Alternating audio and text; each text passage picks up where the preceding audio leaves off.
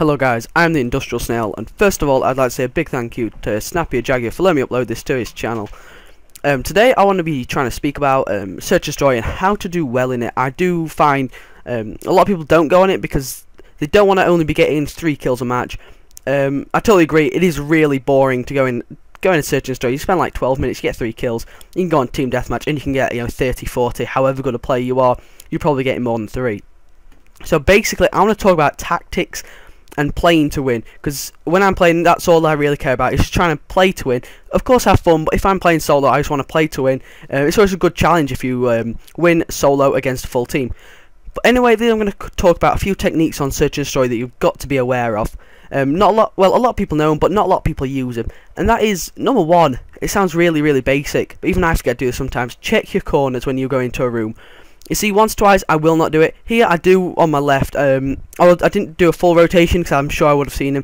But definitely when you're going up the stairs like this, where you always see snipers, if you don't have flak jacket and you don't have tactical mask, always be watching, because if there's a shock charge or a bouncy bait or a claymore, the claymores are extremely hard to avoid, I find. Bouncy baits aren't, shock charges aren't if you see them.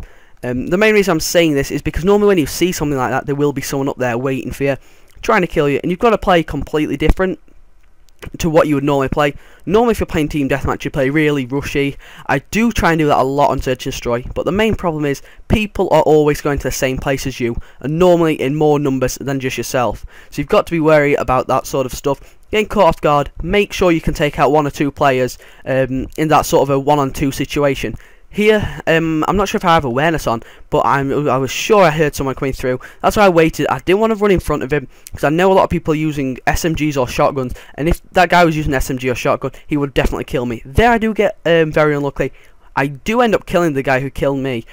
But you see there, that's something I didn't do. I should have walked straight up to the door before I started to cook that, because like you just saw, he burst straight on at me. I cannot do anything about this. This next round I am AFK, and this is probably going to make a lot of people rage, but this is what I'm on about, playing to win. This is an M27 target finder and grenade launcher, 2 of the things that a lot of people hate. But what we've got to understand is I'm Master Prestige, and to get Master Prestige and to higher ranks as quick as possible, you've got to do that stuff that other people don't like. You will always get kills if you're using that sort of a setup. I only use that normally when we are either 3-2 down or 3-2 up, or of course if it's 3-all I will normally use that, or I'll use some sort of SMG.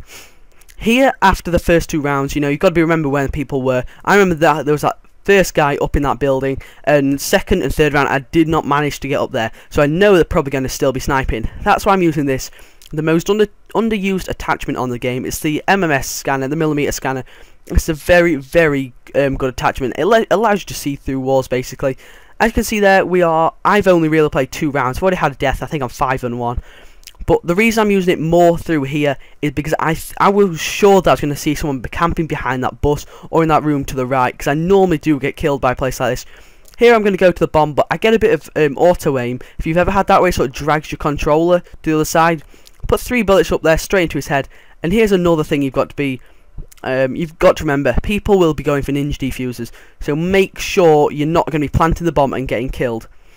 Here, I'm just going to speed this up because it's not really too important, but mainly what I'm doing here, as I know we've got someone planting the bomb, and I know there's no one else in there, unless they're using cold-blooded, but I still think I would have detected him. So we're going to have someone planting the bomb. I made sure nobody's coming behind us at the start, but here I'm running to the bomb. I've got it on semi-auto. I do have the select fire switch on. This guy starts shooting me. I do put a couple of bullets around him. But what I did there is when I went prone behind that bomb, I flicked it up to full auto and made sure I hid behind the bomb, because I knew he was using a pistol and would not be able to penetrate straight through that bomb. Here they call in a care package and a UAV, so here's something you can do. I think it's 10 seconds and it stops, it might be 15. Switch classes, and I switched class to the FHJ18AA just to get those extra points and stop them from having an upper advantage. Here the care package going off, but the reason I do not strike that one down is because I have no idea what their next thing they're calling in was.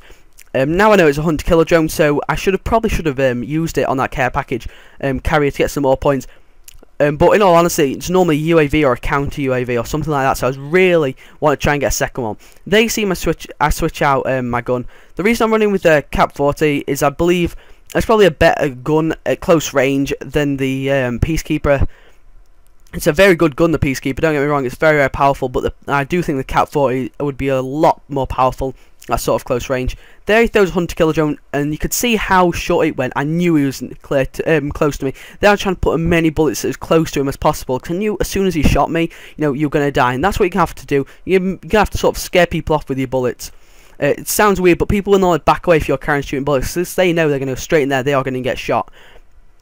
Here you see him using the M27, target finder and grenade launcher, and as I said, you know, this is the sort of class I want to sort of like shut down the round so it doesn't have to go to overtime, because normally when it goes to overtime I normally find myself getting killed very, very soon. So here what I'm doing with this is I'm switching straight over to my grenade launcher, and it doesn't have to be pinpoint accuracy, but you have to be fairly decently accurate. So this is coming to end now, and I decided to say a big thanks to Snappy Jaguar for letting me upload to his channel, and as you know, if he ever needs me wants to upload to me, you know, I'm sure I will let him do that. And please do come over and subscribe if you did find my content good. I have a lot of Swarm gameplays coming up soon, and thanks for watching.